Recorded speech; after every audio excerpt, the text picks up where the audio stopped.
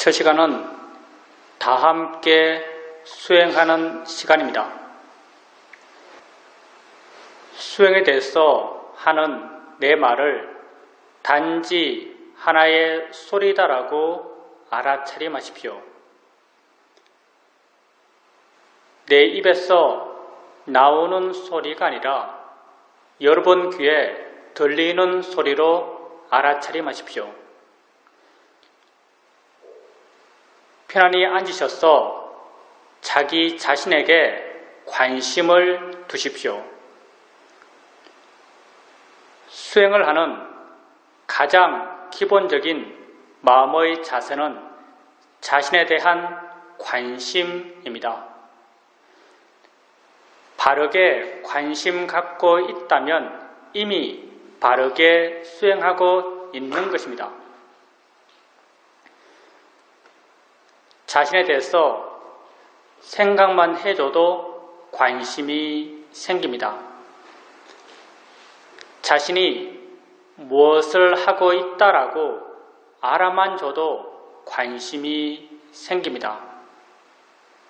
뭐가 일어나고 있지? 이렇게 자신에 대해서 질문을 해줘도 관심이 생깁니다.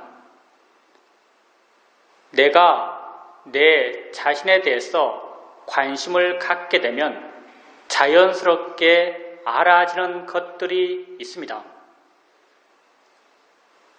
엉덩이의 느낌을 알 수 있습니다. 손의 느낌을 알 수 있습니다. 옷과 피부가 닿은 느낌을 알 수 있습니다. 소리 들림을 알 수 있습니다. 생각이 일어나면 생각이 일어났다는 것을 알 수 있습니다. 이렇게 알 수 있는 것들을 알아가시면 됩니다. 이것이 우리가 하는 알아차림 명상입니다. 그럼 왜 우리는 이런 것들을 알아가야 할까요? 수행은 나 자신을 이해하기 위해서 하는 것입니다. 나는 어떤 존재일까요? 지금 자신을 한번 바라봐 보십시오. 여러분은 어떤 존재입니까? 나는 과거에 있지 않고 미래에 있지 않고 지금 현재 여기에 있는 존재입니다. 나는 오직 여기 이 순간을 살아갈 뿐입니다. 이 순간 나의 삶이란 무엇일까요? 여러분은 지금 이 순간 무엇을 하면서 현재를 살고 계십니까?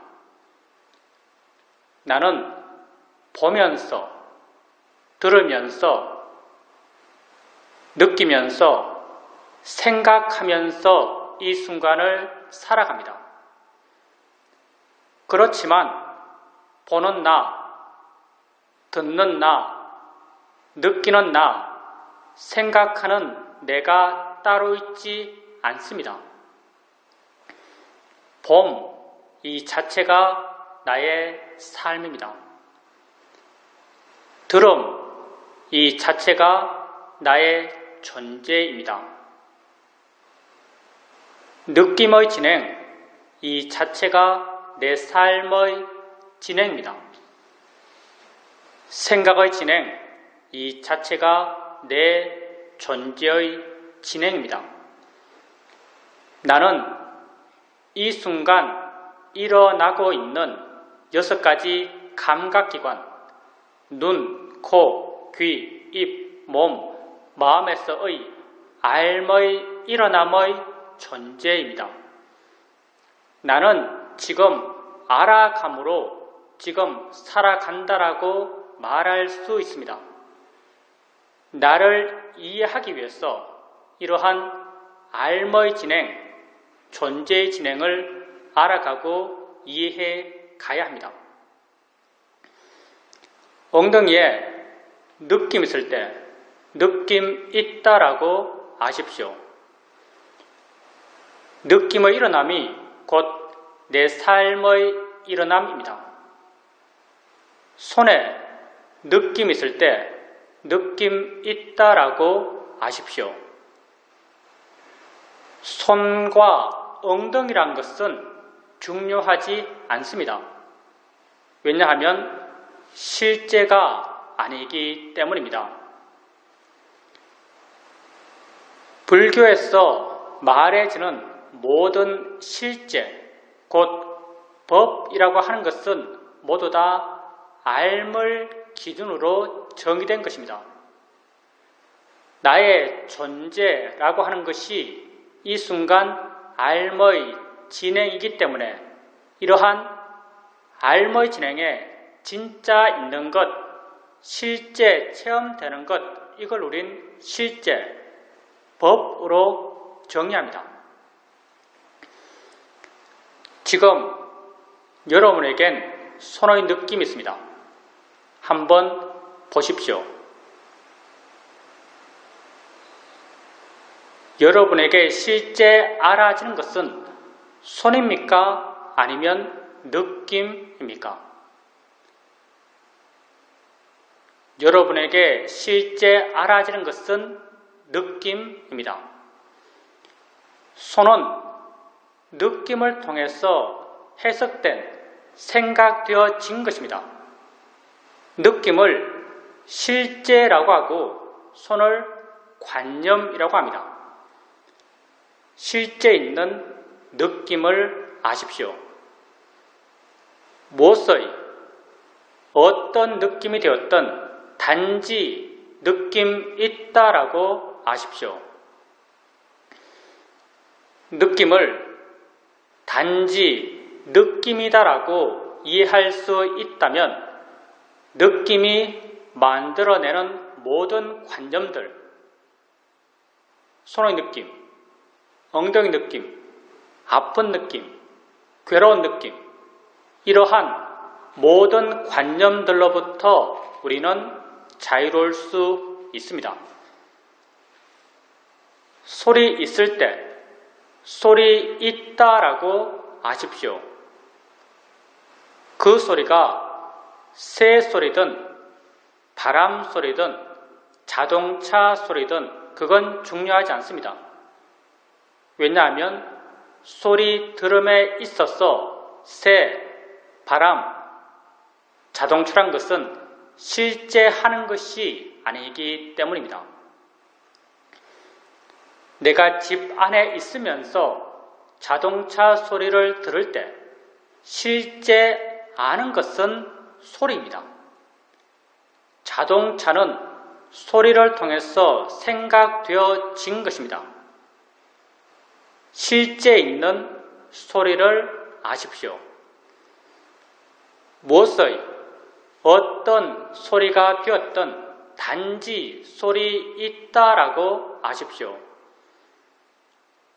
소리를 단지 소리다라고 이해할 수 있다면 소리가 만들어내는 모든 관념들, 자동차 소리, 시끄러운 소리, 나를 욕하는 소리, 이러한 모든 해석, 모든 관념들로부터 우리는 자유로울 수 있습니다. 소리는 단지 소리일 뿐이기 때문입니다. 생각 있을 때 생각 있다라고 아십시오. 그 생각이 어떤 내용의 생각인지는 중요하지 않습니다. 왜냐하면 생각의 내용은 실제 내 삶의 체험이 아니기 때문입니다. 내가 지금 소울 있는 내 아들을 생각한다 하더라도 아들이 내 앞에 있어서 보고 만질 수 있는 것이 아닙니다. 생각 속의 아들은 실제 아들이 아닙니다. 단지 생각 있다라고 아십시오. 생각을 단지 생각이다라고 이해할 수 있다면 생각이 만들어내는 모든 생각의 내용들로부터 우리는 자유로울 수 있습니다. 나를 사기친 사람에 대한 생각이든 우리 집에 있는 귀여운 고양이에 대한 생각이든 둘 다 몇몇 영상과 언어화된 내용들이 내 마음을 지나가고 있을 뿐입니다. 그 어떤 생각도 물리력을 갖고 있지 않습니다. 그렇지만 우리는 어떤 생각을 하면 두려워하고 어떤 생각을 하면 걱정합니다. 그건 생각의 내용 따라 내가 지금 마치 그것을 체험하듯이 믿는 어리석은 마음이 있기 때문입니다. 나는 지금 생각하는 것이지 체험하는 것이 아닙니다. 생각하면서 체험하듯이 고통받는다면 그건 진정 어리석기 때문입니다. 생각을 단지 생각으로 아십시오. 수행을 처음 할 때, 마음의 힘이 약할 때, 내가 내 자신을 알아갈 때면 마음은 대상들을 쫓아다닙니다. 엉덩이 느낌 알았다가 손의 느낌 알 때 마음은 엉덩이에서 손으로 옮겨갑니다. 어깨 느낌 알 때 마음은 어깨로 옮겨갑니다. 소리 들을 때 마음은 귀로 옮겨갑니다. 이렇게 대상을 하나하나 옮겨 다니면서 알아가고 계시다면 가볍고 활기차게 대상들을 옮겨 다니면서 알아가십시오. 그렇지만 이렇게 하나하나의 대상을 알아갈 때 어느 한 대상을 자세하게 보려고 하지 마십시오. 대상을 자세하게 보는 것, 힘 주어서 보는 것, 그것만 보는 것, 이런 것들은 우리 수행에 전혀 맞지 않습니다. 대상을 가볍게 아십시오. 그것이 있다라고 가볍게 인지해 주면 충분합니다. 있다라고 마음속으로 생각해 줄 필요도 없습니다. 이렇게 가볍게 있다라고 알게 되면 수행하는 마음이 가볍습니다. 다른 대상이 쉽게 드러납니다. 드러난 다른 대상으로 마음을 옮겨 주십시오. 또 다른 대상이 쉽게 드러납니다. 또 다른 대상으로 마음을 옮겨 주십시오. 이렇게 가볍게 알아차림하며 쉽게 대상을 바꿔가면서 알아차림해 가십시오. 수행은 좋은 마음을 기르기 위해서 하는 것입니다. 우리가 이 수행을 통해서 개발해가는 가장 기본적인 좋은 마음은 마음의 고요함과 마음의 활발함입니다. 대상을 가볍게 알아갈 때 마음은 대상까지 가지 않고 대상으로부터 멀어져서 덜 자극받고 덜 동요합니다. 덜 동요하는 마음의 성질을 우리는 고요함, 사마디라고 합니다. 대상을 가볍게 알 수 있으면 알 수 있을수록 마음의 고요함의 힘은 점점 좋아집니다. 대상을 쉽게 바꿔갑니다. 새로운 대상이 나타나면 마음은 더 빨리 더 활기차게 반응합니다. 이런 활기찬 마음의 성질을 우리는 노력, 위리야라고 합니다. 대상을 가볍게 알아차림하면서 쉽게 대상을 바꿔가면서 이러한 마음의 고요함의 힘과 마음의 활발함의 힘을 함께 균형되게 키워갑니다. 이런 좋은 마음의 힘들이 좋아지게 되면 어느 순간 내가 한 대상을 알았을 때 이미 마음은 스스로 다른 대상을 알고 있습니다.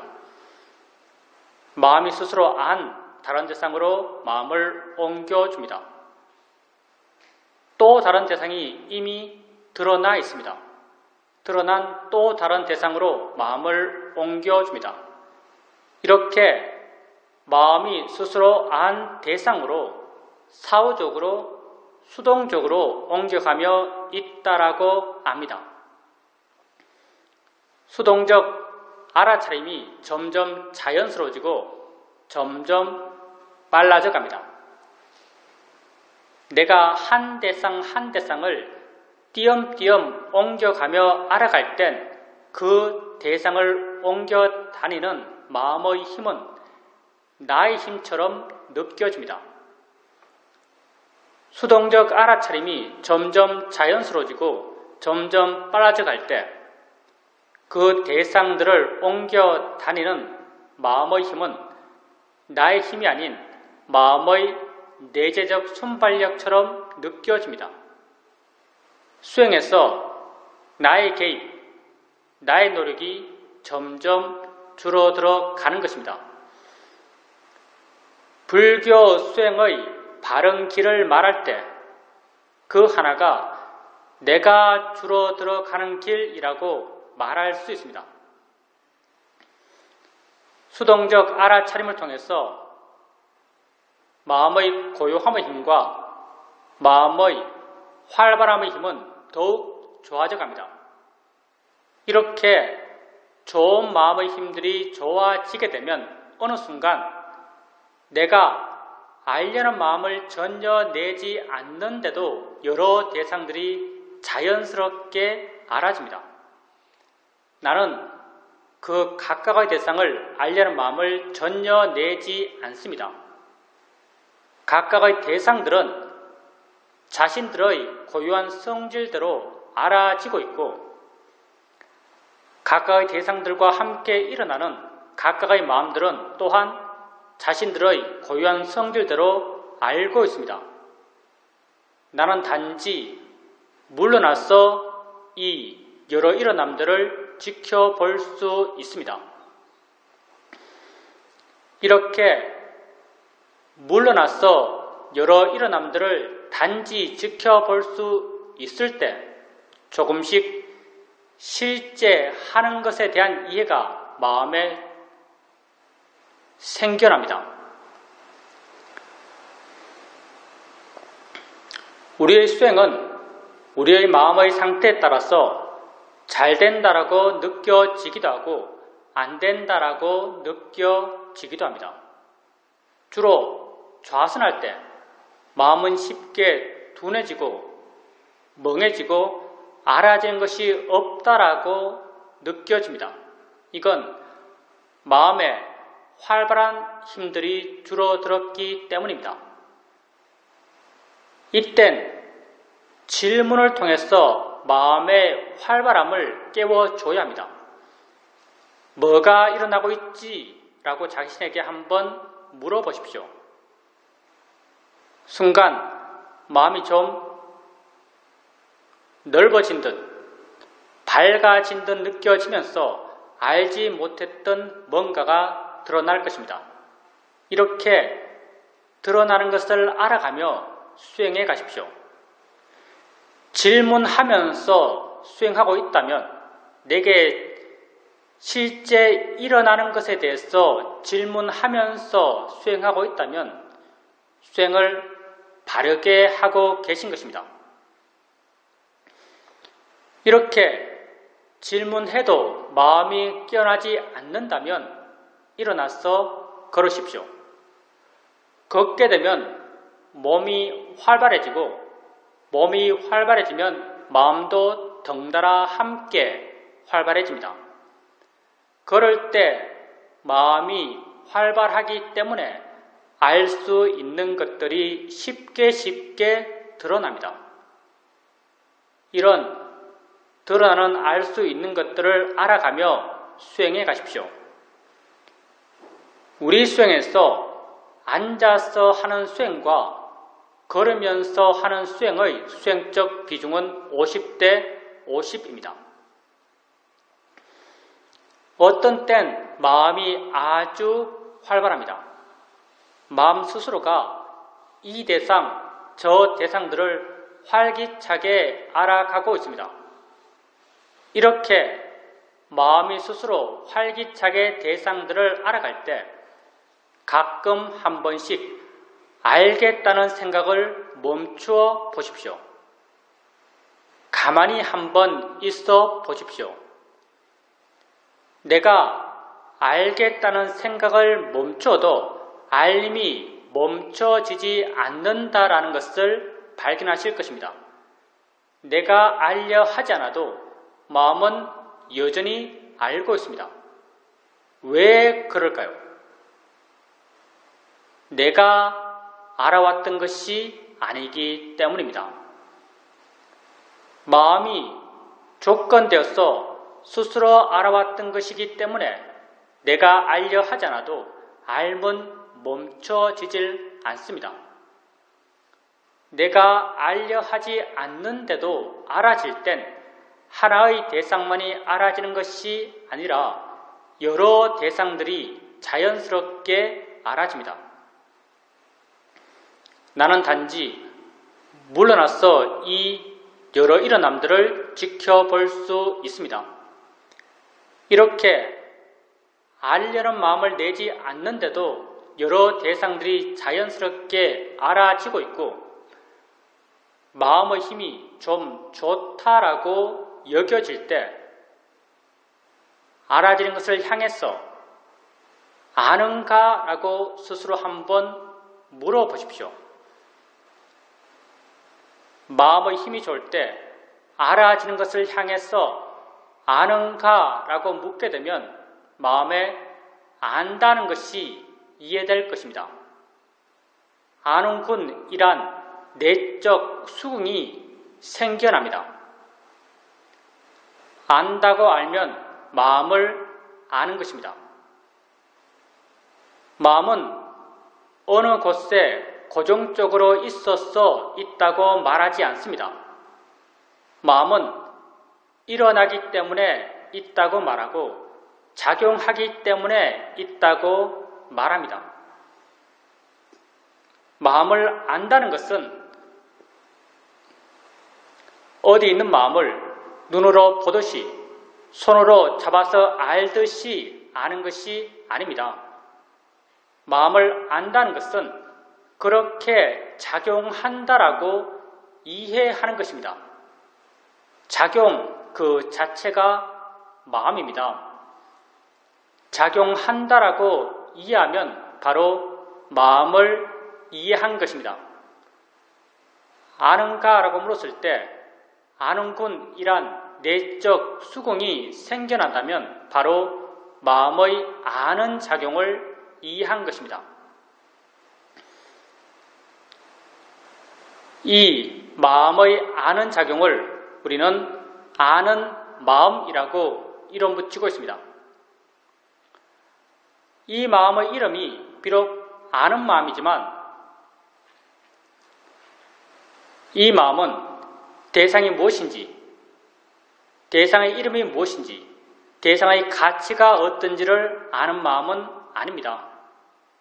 이 마음은 단지 대상과 함께 있는 마음이고 대상에 의지해 존재하는 마음입니다.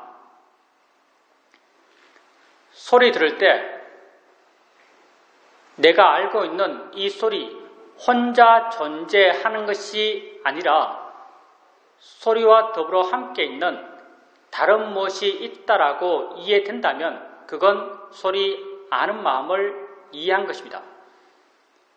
느낌할 때 내가 알고 있는 이 느낌 혼자 존재하는 것이 아니라 느낌의 의지에 존재하는 다른 무엇이 있다라고 이해된다면 그건 느낌 아는 마음을 이해한 것입니다.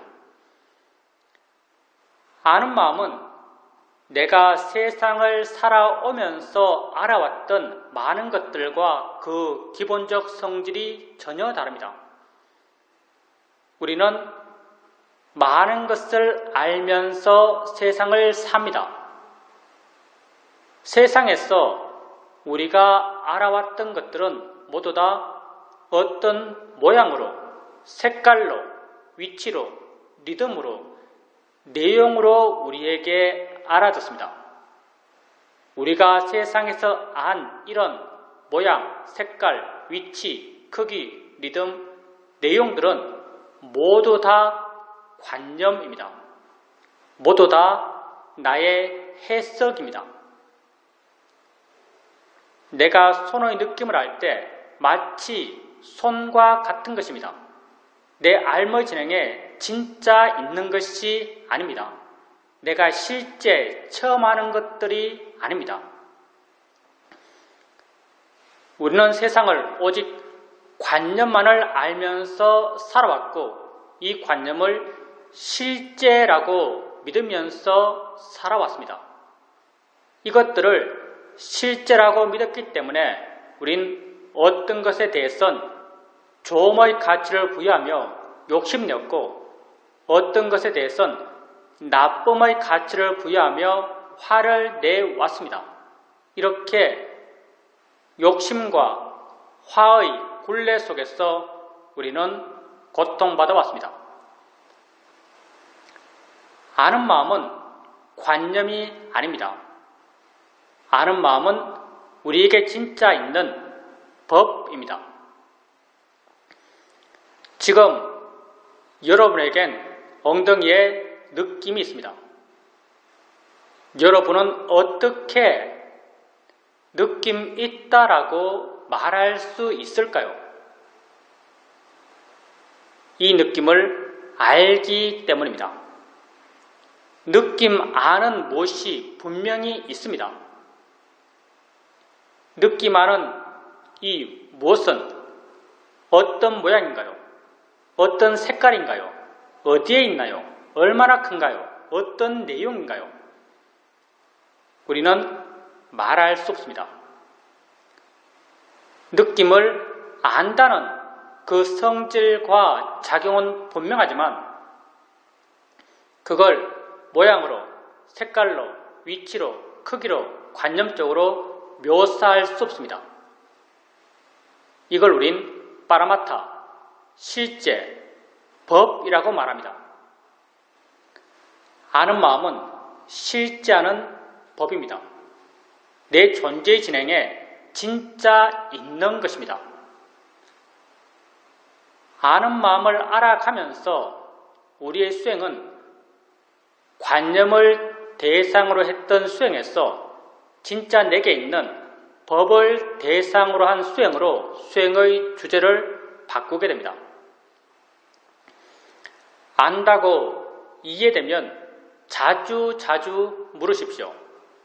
아는가 묻고 안다는 걸 확인하고 아는가 묻고 안다는 걸 확인해 가십시오.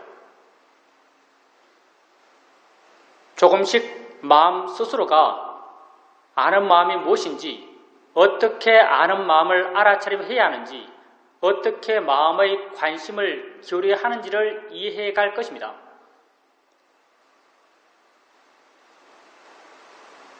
이런 이해는 지혜이고 이런 이해가 깊어져 가게 되면 나중엔 아는가라고 묻지 않더라도 안다는 것을 지속적으로 이해해 갈 수 있습니다. 이렇게 되었을 때 아는 마음을 단절없이 이어지게 알아차림해 갈 수 있습니다. 아는 마음을 이어지게 지속적으로 알아차림해 가게 되면 아는 마음에 대한 이해가 마음에 자연스럽게 저절로 생겨납니다. 안다는 것이 무엇인지, 일어난다는 것이 무엇인지, 작용한다는 것이 무엇인지에 대한 이해가 마음에 자연스럽게 저절로 생겨납니다. 이렇게 내게 진짜 있는 법에 대해서 생겨난 이해를 우리는 통찰지라고 부릅니다. 통찰지는 내가 세상을 살아오면서 이해했던 그러한 세상의 이해와는 그 기본적 패턴이 전혀 다릅니다. 우리는 많은 것을 이해하면서 세상을 삽니다. 내가 세상에서 어떤 것을 이해할 땐 많은 경우 무엇에 대해서 어떤 일을 할지 알고 시작합니다. 이해하기 위해서 노력할 수 있고 사유하며 어떤 결론에 도달해서 이해했다라고 스스로 믿습니다.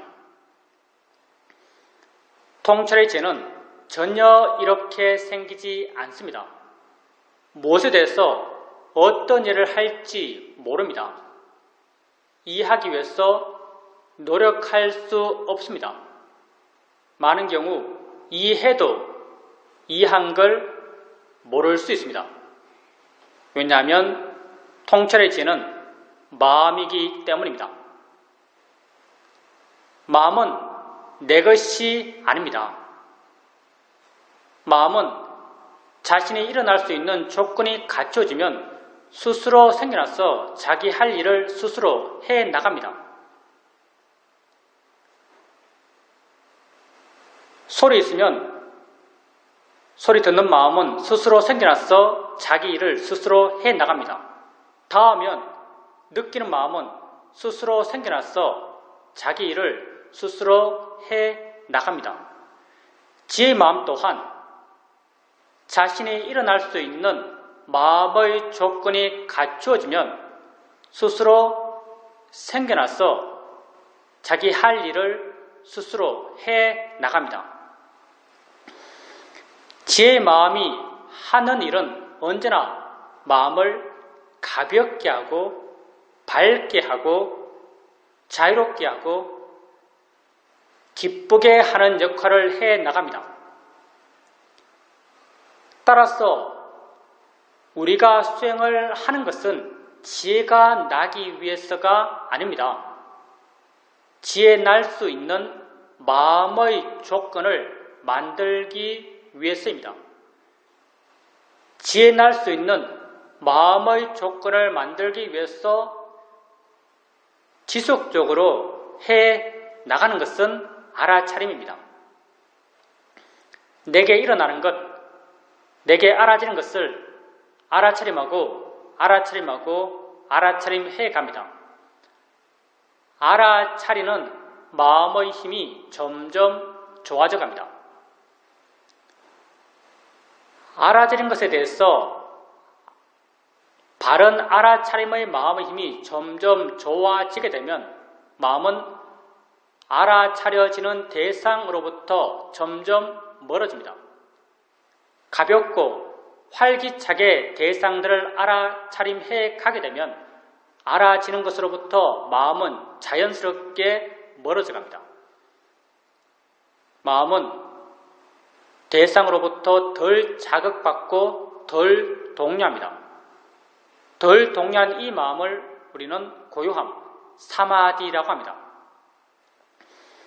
마음의 일어남에 대해서 한번 생각해 보십시오. 고요해야지라고 원했을 때 고요한 마음의 힘이 좋아질까요? 좋아지지 않습니다. 왜냐하면 고요한 마음이 생겨날 수 있는 조건이 그 원함이 아니기 때문입니다.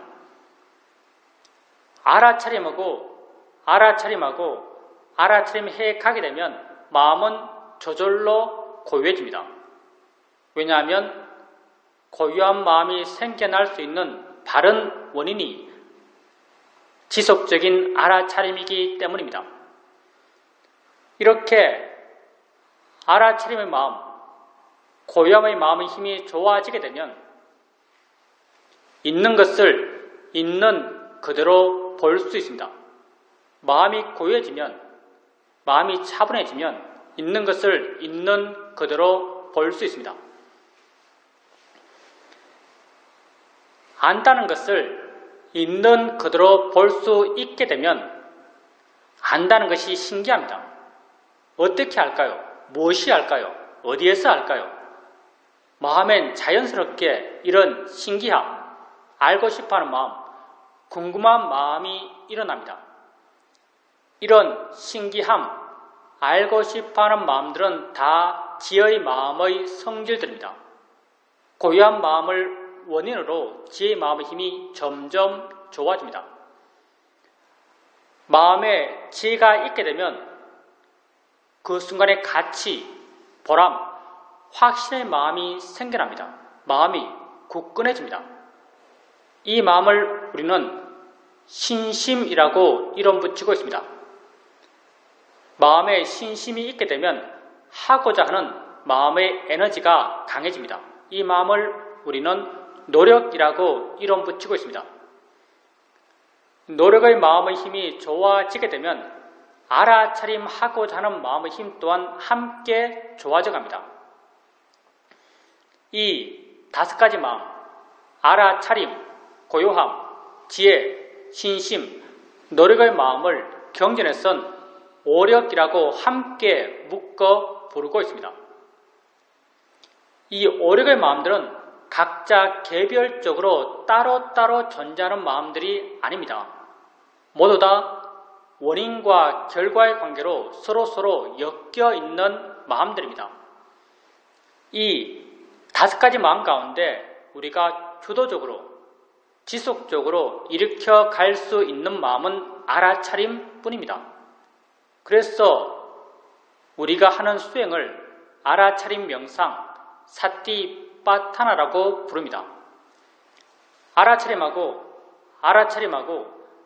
알아차림해 가게 되면 알아차리는 사티의 마음의 힘이 좋아져 가면서 그것과 원인과 결과의 관계로 서로 묶여있는 고요함, 지혜, 신심, 노력의 마음의 힘들이 다 함께 좋아져 갑니다. 이런 좋은 마음들의 힘있는 균형을 통해서 그것을 조건으로 지혜의 마음은 스스로 생겨나서 자기 할 일을 스스로 해 나갑니다. 오력의 균형은 내가 맞출 수 없습니다. 따라서 우리는 지혜나게 스스로 노력할 수 없습니다. 의도적으로 노력할 수 없습니다. 내가 들어가면 이미 균형은 없는 것입니다. 내가 주되게 아는 마음을 알아간다 하더라도 어떨 땐 보는 마음, 어떨 땐 생각을 대상으로 알아차림하기도 합니다. 따라서 나는 무엇에 대해서 어떤 예가 생길지도 모릅니다. 어떤 땐 이 균형이 아주 강하게 형성될 때가 있습니다. 이땐 뭐다라는 것이 순간 확 알아집니다. 이렇게 깊은 지혜가 날 땐 무엇에 대해서 어떤 내용으로 지혜가 났다는 것을 알 수 있습니다. 그리고 이런 지혜의 일어남을 통해서 내 마음의 조건이 얼마나 좋아졌다는 것을 모두 다 알 수 있습니다. 그렇지만 많은 경우 지혜는 조금씩 생겨납니다. 약한 상태로 오력의 균형이 조금씩 맞추어지기 때문입니다. 이렇게 약한 균형 속에서 약한 지혜가 일어날 땐 그 지혜에 일어난 걸 내가 모를 수 있습니다. 욕심 있을 때 욕심 있는 걸 모를 수 있는 것처럼 지혜 있을 때 지혜 있는 걸 모를 수 있습니다. 이런 약한 지혜가 모여서 시간이 지나서 커져갔을 때 어느 순간 내가 내 자신을 돌아보면 이런 이해가 있구나라는 것을 발견하게 됩니다. 지혜에 일어난 걸 내가 알든지 모르든지 우리의 마음의 조건이 다 같이 그러하기 때문에 일어나는 것을 지속적으로 알아차림해 가게 되면 그것에 대한 지혜는 반드시 생겨납니다. 여러분이 해야 할 것은 지속적인 알아차림입니다. 안다는 것을 지속적으로 알아가게 되면 안다는 것에 대한 이해는 반드시 생겨납니다. 우리에게 매 순간순간 수많은 마음들이 일어나고 있습니다. 그 마음들 가운데 하나의 마음이 아는 마음입니다. 아는 마음이 다른 마음들보다 더 중요한 것은 결코 아닙니다.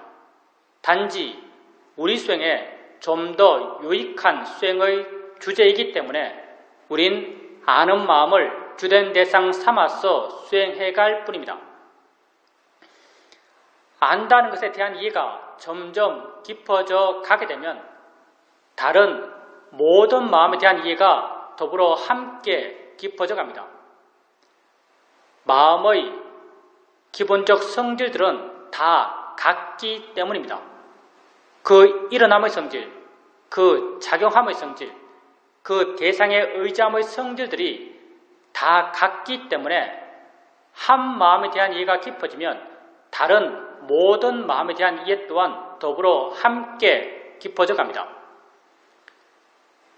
이렇게 마음에 대한 이해가 깊어져 가게 되면 마음이 저 홀로 존재하지 못한다는 걸 이해하게 됩니다. 만약 마음이 저 홀로 존재할 수 있다면 그건 불변하는 나, 진화일 것입니다. 그렇지만 마음은 저 홀로 존재할 수 없습니다. 마음은 언제나 대상과 함께 있고 대상에 의지해 존재합니다. 아는 마음은 언제나 알아지는 대상과 함께 있고 알아지는 대상에 의지해 존재합니다. 알아지는 대상이 있을 때 아는 마음 또한 존재하고 알아지는 대상이 없을 때 아는 마음 또한 존재할 수 없습니다. 붓다는 연기를 설명하실 때 이것이 있으므로 저것이 있고 이것이 없으면 저것 또한 없다라고 말씀하시면서 연기를 설명하십니다. 아는 마음과 알아지는 대상의 관계는 바로 연기적 관계입니다. 안다는 것에 대한 이해가 점점 깊어져 가게 되면 알아진다는 것에 대한 이해 또한 더불어 함께 깊어져 갑니다. 이 둘은 톱니의 양축처럼 함께 물려 돌아가고 있습니다. 안다는 것에 대한 이해가 깊어져 가게 되면 알아진다는 것에 대한 이해가 깊어지지 않을 수가 없습니다. 이렇게 아는 마음과 알아지는 대상, 그리고 이 둘의 함께 일어남에 대한 이해가 점점 깊어져 갑니다. 아는 마음과 알아지는 대상, 대상과 마음, 이 둘은 여기 이 순간을 살아가는 내 삶, 내 존재의 모든 것입니다. 나는 여기 이 순간을 살아갑니다.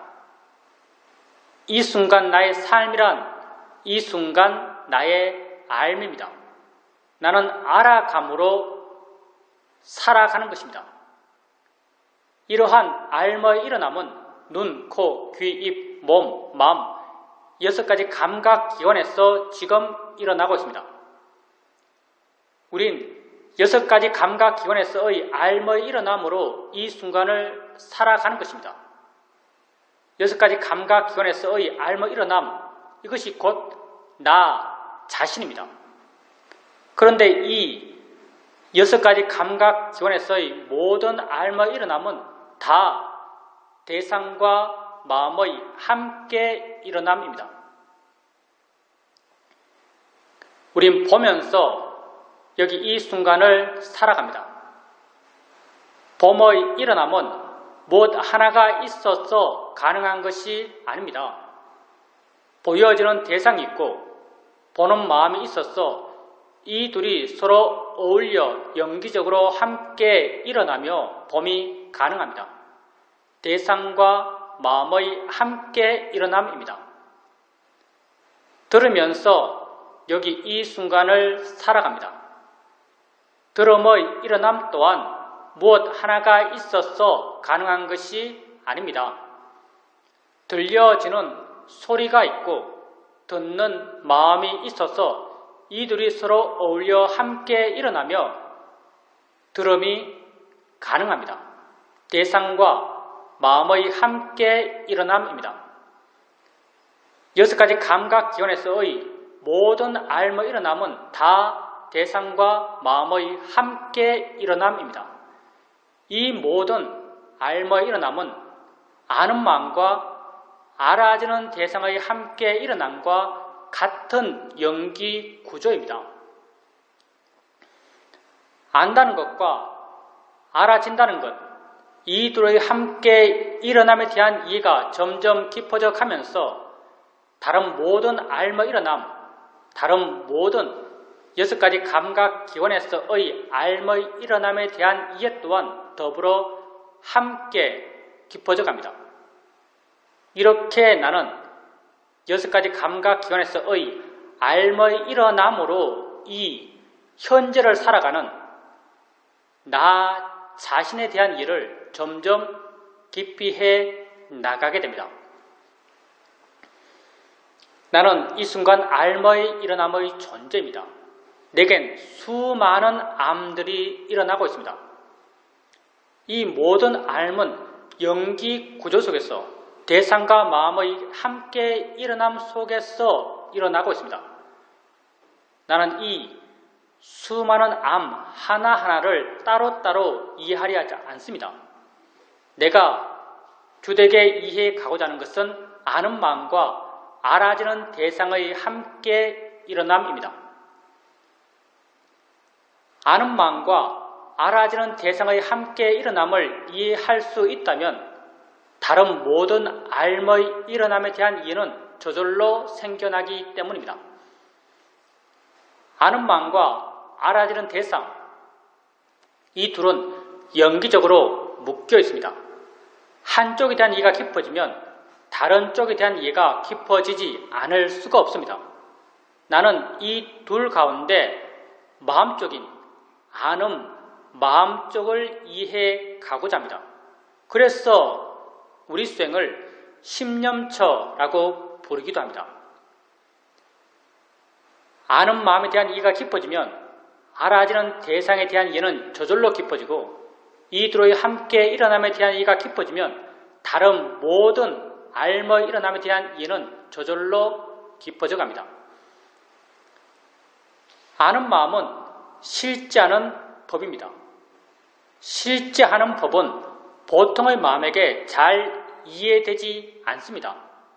마음의 조건이 좋아졌을 때, 좋은 마음의 힘들이 좋아졌을 때 실제하는 법을 이해할 수 있습니다.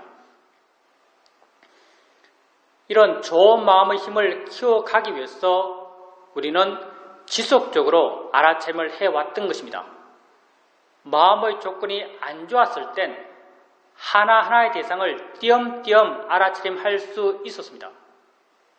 마음의 조건이 좀 좋아지면 수동적으로 부드럽게 이어지며 대상을 바꿔가면서 알아차림을 해갈 수 있었습니다. 좋은 마음의 힘들이 더욱 좋아지게 되면 전혀 알려는 마음이 없는 상태에서 여러 가지 대상을 지켜보며 알아차림을 해갈 수 있었습니다. 이렇게 좋은 마음의 힘들이 좋아졌어. 알아지는 여러 가지 대상들을 단지 지켜보며 알아차림을 해갈 수 있게 되었을 때 마음의 관심을 아는가라는 질문을 통해서 마음속에 두어봅니다. 마음의 힘이 좋을 때 아는가라고 묻게 되면 안다는 것이 이해됩니다. 안다는 것이 이해되면 지속적으로 아는 마음을 확인해 가십시오. 아는 마음, 이 한 법에 대한 이해가 깊어져 가면서 다른 모든 마음 법에 대한 이해가 더불어 함께 깊어져 갈 것입니다.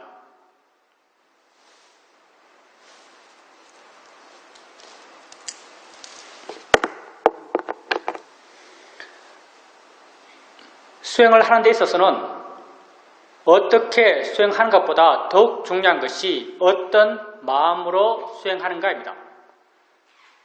바른 마음으로 수행하는 것이 가장 중요합니다. 모든 마음은 대상을 갖습니다.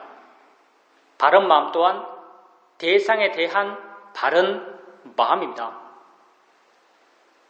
수행에서 대상이란 곧 나 자신이고 나란 곧 이 순간 일어나고 있는 6가지 감각기관에서의 알의 일어남입니다. 이러한 일어남에 대해서 바른 마음이 되기 위해서는 이러한 일어남에 대해서 바른 견해를 갖고 있어야 합니다. 붓다께서는 우리가 우리 자신에 대해서 가져야 할 바른 견해로 무상, 고, 무아를 말씀하십니다. 우리는 붓다가 제시하신 이 3가지 바른 견해 가운데 무아적 시각을 중심으로 수행해 가고자 합니다. 무아라는 말이 너무나 함축적이고 많은 오해의 가능성을 갖고 있기 때문에 우린 무아라는 말 대신 자인의 이치다란 말을 사용합니다. 자인의 이치란 말은 무아라는 말의 내적 의미입니다. 일어나는 모든 것은 자인의 이치입니다. 조건 따라 일어난 것입니다. 내가 일으킨 것이 아닙니다. 일어날 수밖에 없었기 때문에 일어난 것입니다.